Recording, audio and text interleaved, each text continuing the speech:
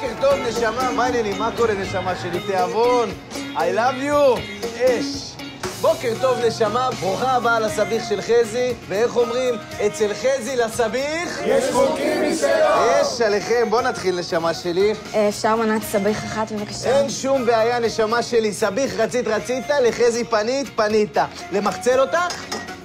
למחצל? לשים חציל, נשמה?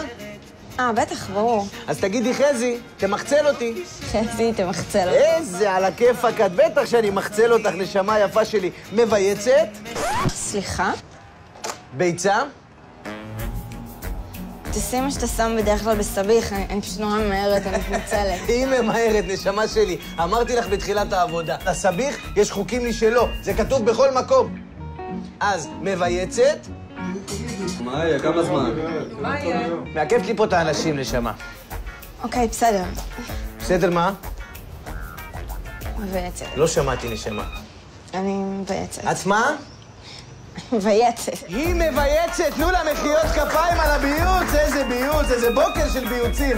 נטחנת? מה? טחינה, נשמה? תקשיב, בוא נסיים עם המנה הזאת, בסדר? אני רעבה ואני קצת ממהרת, אז... שמעתם אותה? היא ממהרת.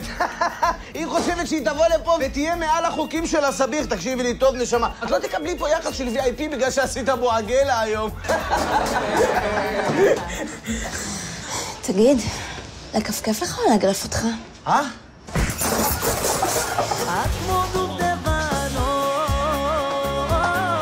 סתם לא השארתי אותה בפייסבוק.